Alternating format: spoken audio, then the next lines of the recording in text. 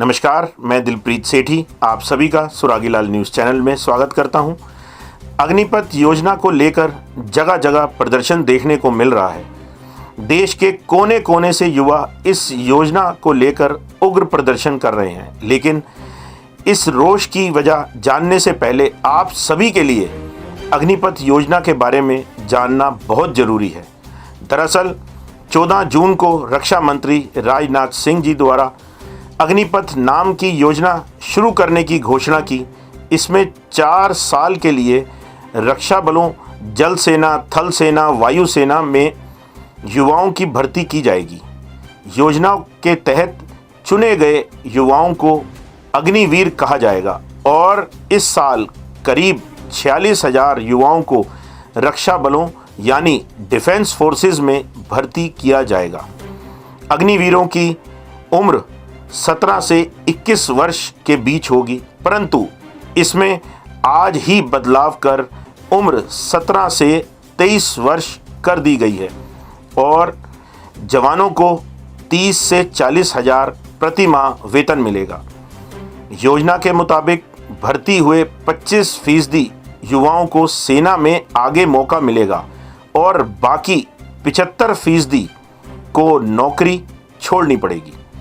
सरकार द्वारा इस योजना को बहुत सकारात्मक पहल बताया गया है। उनका मत है कि इससे न केवल युवाओं को सेना में भर्ती का मौका मिलेगा, साथ ही देश की सुरक्षा मजबूत होगी, देश में रोजगार के अवसर भी बढ़ेंगे और सेना में रहते हुए मिले अनुभव से युवाओं को विभिन्न क्षेत्रों में नौकरी भी मिल सकेगी, क्योंकि तब भी उनकी उम्र 21 से 27 वर्ष के बीच ही होगी और अमेरिका में भी इसी तरह का नियम है।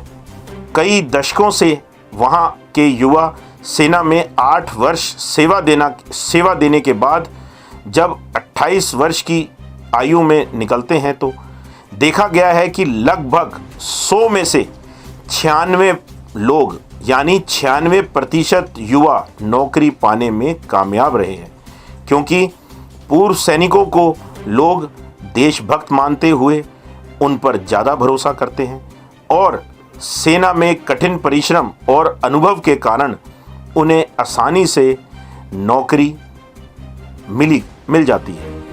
अमेरिका में ये एक पॉजिटिव उदाहरण है हमारे पास।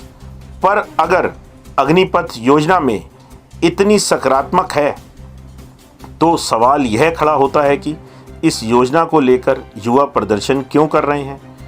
केंद्र सरकार की इस घोषणा के बाद से देश के अलग अलग राज्यों में इस योजना के खिलाफ असंतोष नज़र आ रहा है। देश के युवा ही नहीं बल्कि बड़े बड़े राजनीतिज्ञ भी अग्निपथ योजना के विरोध में अपना मत रख चुके हैं। कई लोगों का कहना है कि इस योजना पर पुनः विचार होना चाहिए। आज उत्तराखंड में भी काशीपुर, खटीमा, हल्द्वानी, देहरादून सहित कई शहरों में प्रदर्शन हो रहे हैं। आइए आपको युवाओं की जुबानी सुनाते हैं कि आखिर इस योजना को लेकर उत्तराखंड में इतना विरोध क्यों है। हमने अपनी नैतिक जिम्मेदारी समझी कि अग्निपथ की पूर्ण जानकारी अपने दर्शकों को दी जाए और साथ ही युवाओं की बात भी सरकार तक पहुंचे। देखें सुरागीलाल न्यूज़ चैनल की खास रिपोर्ट। धन्यवाद। इंडियन आर्मी जिंदाबाद, इंडियन आर्मी जिंदाबाद, इंडियन आर्मी जिंदाबाद, ईओडी वापस लो, ईओडी वापस लो।